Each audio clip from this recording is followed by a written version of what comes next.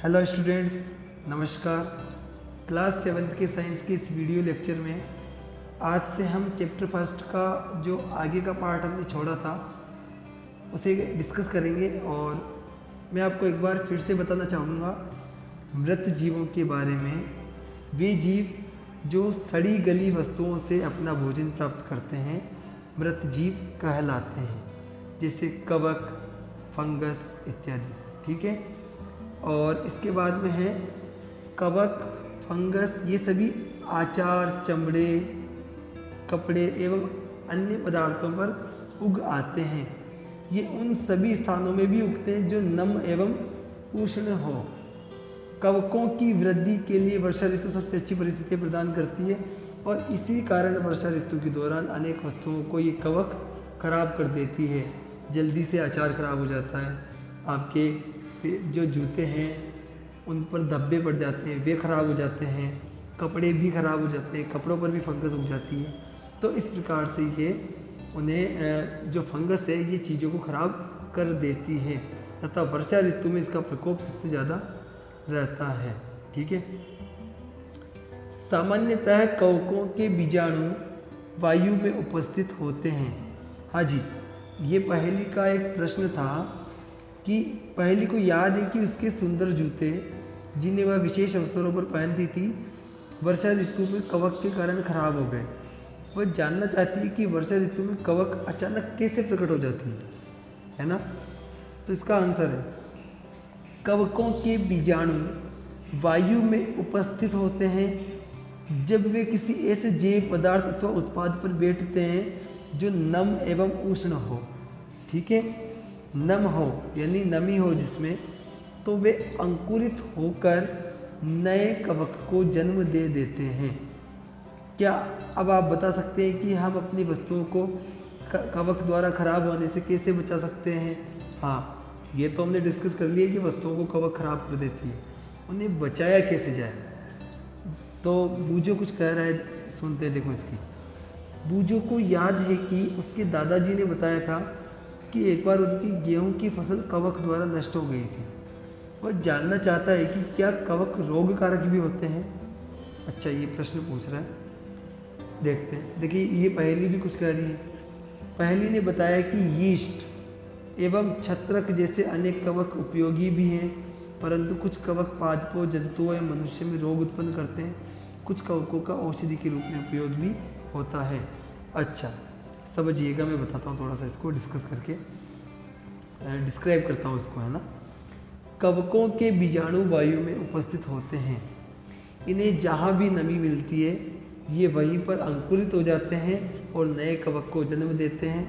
इस प्रकार से वे उन चीज़ों को खराब कर देते हैं। ठीक है। गेहूं की फसल नष्ट हुई थी, इसका मतलब क्या हुआ कि उन पर नमी में कवक लग गए होंगे और वो खराब कर दिया होगा, उन्होंने उसको नष्ट कर दिया होगा। पहेली ने बताया कि यीस्ट एवं छत्रक जैसे अनेक कवक उपयोगी भी हैं।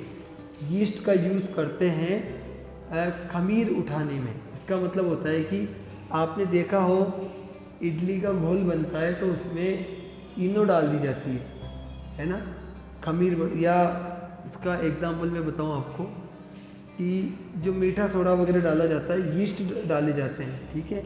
जिनसे क्या होता है, केक के अंदर भी यीस्ट का यूज़ किया जाता है। बेकिंग सोडा होता है। बेकिंग सोडा क्या करता है कि जो कवक हैं, यीस्ट है, ये फटाफट से वृद्धि करते हैं और जो वस्तु है उसकी मात्रा को दोगुना कर देते हैं, है ना। यीस्ट हमारे लिए लाभदायक होते हैं। छत्रक जैसे कि मशरूम को खाया भी जाता है, ये भी लाभदायक होते हैं। और उसके अलावा कुछ कवक ऐसे भी होते हैं जो औषधि के रूप में भी यूज़ में आते हैं। लेकिन जो हमारे अचार में कवक लगता है वो तो खराब ही कर देता है अचार को। कुछ जीव एक दूसरे के साथ रहते हैं तथा अपना आवास एवं पोषक तत्व एक दूसरे के साथ बांटते हैं। ठीक है। जो एक साथ रहते हैं, खाना भी मिल बांट के खाते हैं, रहते भी मिल बांट कर हैं। ऐसे जीवों को सहजीवी संबंध कहते हैं। ऐसे सहजीवी कहलाते हैं। ठीक है। उदाहरण के लिए लें हम, कुछ कवक वृक्षों की जड़ों में रहते हैं। वृक्ष कवक को पोषण प्रदान करते हैं बदले में उन्हें जल एवं पोषकों के अवशोषण में सहायता मिलती है। ठीक है, तो वृक्ष के लिए इस संबंध का विशेष महत्व है। लाइकेन कहे जाने वाले कुछ जीवों में दो भागीदार होते हैं। लाइकेन जीव होते हैं, दो भागीदार का मतलब क्या हो गया कि दो जीव मिलकर के एक जीव बनाते हैं। ठीक है, इनमें से एक तो शैवाल होता है तथा दूसरा कवक होता है। शैवाल और कवक मिलकर कहे जाते हैं लाइकेन। शैवाल में क्लोरोफिल उपस्थित होता है। मैंने आपको बताया था कि तालाब के किनारों पर ग्रीन कलर की उगाती है शैवाल, तो वो क्लोरोफिल होता है। और आपने देखा हो कि बरसात के दिनों में जो पुराने घर होते हैं उनकी दीवारों पर भी ग्रीन ग्रीन काई उगाती है, वे शैवाल होते हैं। उनमें क्लोरोफिल उपस्थित होता है, जबकि कवक में क्लोरोफिल उपस्थित नहीं होता। मैंने बताया था आपको, कवक वाइट कलर के, ब्राउन कलर के हो सकते हैं, इनमें क्लोरोफिल उपस्थित नहीं होता है। कवक शैवाल को रहने का स्थान, जल एवं पोषक तत्व प्रोवाइड करवाता है। कवक शैवाल को रहने का स्थान, जल और पोषक तत्व अवेलेबल करवाता है, जबकि बदले में शैवाल प्रकाश संश्लेषण द्वारा संश्लेषित खाद्य उस कवक को प्रदान कर देता है। इस प्रकार से दोनों एक दूसरे का ध्यान रखते हैं। मृदा में पोषकों की पुनः पूर्ति किस प्रकार होती है? भाई पेड़ पौधे उगा देते हो आप, तो पेड़ पौधे मृदा के पोषक तत्वों को यूज़ करके और उनका फल बना करके क्या करते हैं, आपको प्रदान कर देते हैं और उनको उन पोषक तत्वों को यूज़ में ले लेते हैं। अब मृदा में वापस से यही जो पोषक तत्व हैं वो फिर से कैसे आते हैं? ठीक है, क्या आपने किसानों को अपने गमलों में अथवा माली को बगीचे के लॉन एवं गमलों में खाद अथवा उर्वरक डालते देखा होगा? क्या आप जानते हैं कि वे इन्हें मृदा में क्यों मिलाते हैं? क्योंकि जब हम मृदा से कोई फसल प्राप्त करते हैं तब वह फसल उस मृदा के पोषक तत्वों का यूज़ कर चुकी होती है। अब उसमें पोषक तत्वों की कमी हो जाती है, तो कमी की पूर्ति के लिए कृत्रिम रूप से, यानी हम कृत्रिम रूप से जैसे यूरिया खाद का यूज़ करते हैं और फास्फेट का यूज़ करते हैं, तो कृत्रिम रूप से हम उनमें खाद डालते हैं। वह खाद क्या करती है, नाइट्रोजन तथा जो भी पोषक तत्व होते हैं जरूरी, उनकी पूर्ति मृदा में कर देती है। ठीक है, आप पढ़ चुके हैं कि पादप मृदा से खनिज पोषक तत्व अवशोषित करते हैं, अतः मृदा में इनकी मात्रा लगातार कम होती जाती है।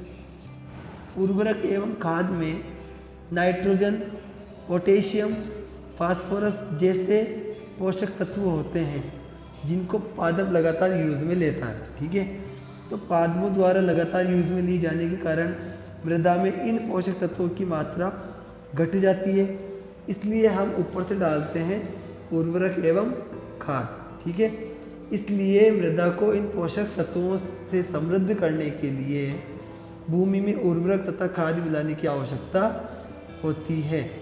यदि हमें पादप के पोषण की आवश्यकता के बारे में ज्ञान हो तो हम न केवल पादपों को उगा सकते हैं बल्कि उन्हें स्वस्थ भी रख सकते हैं।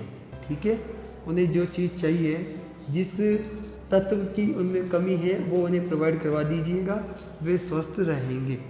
ठीक है, अच्छा, पादपों को प्रोटीन बनाने के लिए सामान्यतः नाइट्रोजन की आवश्यकता होती है। फसल कटाई के बाद मृदा में नाइट्रोजन की कमी हो जाती है, जबकि देखो वायु में तो नाइट्रोजन उपलब्ध होती है, लेकिन मैंने आपको बताया था कि पौधे वायु में उपस्थित नाइट्रोजन का यूज़ नहीं कर पाते हैं, वे यूज़ करते हैं मृदा में उपस्थित नाइट्रोजन का।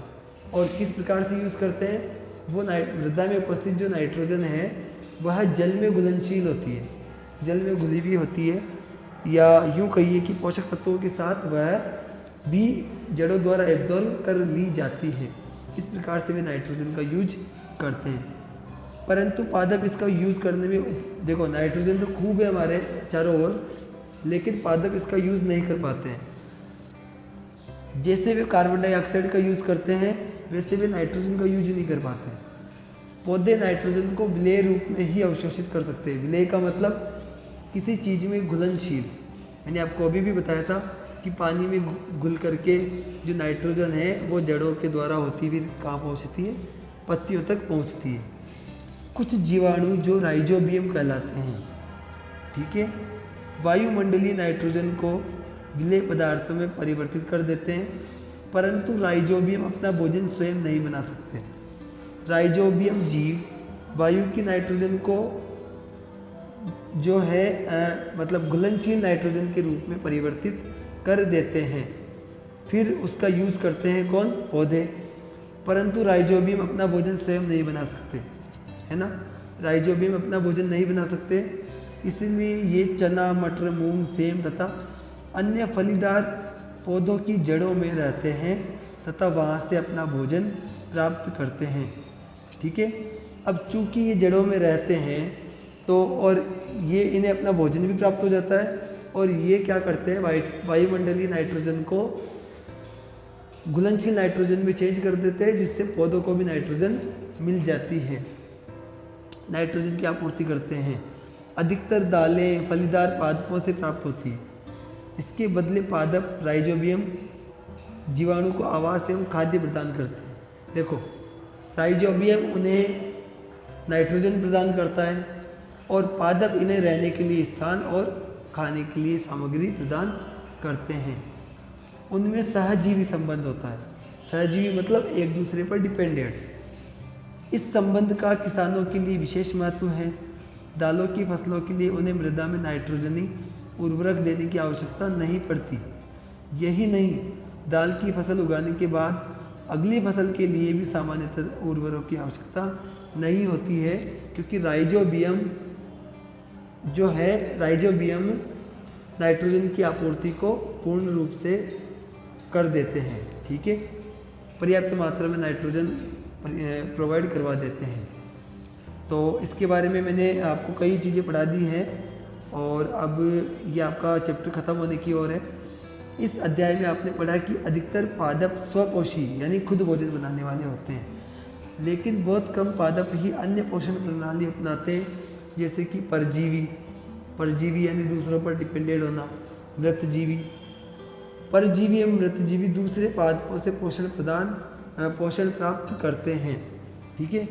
सभी प्राणी अपने भोजन के लिए पादप तथा अन्य प्राणियों पर निर्भर रहते हैं, अतः उन्हें विषमपोषी के रूप में समूहीकृत किया गया है।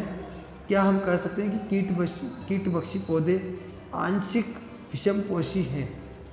कीटभक्षी पौधे आंशिक विषमपोषी का मतलब क्या हुआ कि वे पौधे स्वयं भी बनाते हैं और दूसरों से भी प्राप्त करते हैं, ठीक है। प्रमुख शब्द आपने क्या सीखा, और ये हैं आपके क्वेश्चंस कि जीवों को खाद्य की आवश्यकता क्यों होती है, परजीवी एवं मृतजीवी में अंतर स्पष्ट कीजिए। इनके आंसर्स आपको आपकी बुक से ढूंढने हैं और उसके बाद आपको इस चैप्टर को कंप्लीट करना है। और आज की वीडियो में इतना ही। नेक्स्ट वीडियो में हम नेक्स्ट चैप्टर को डिस्कस करेंगे।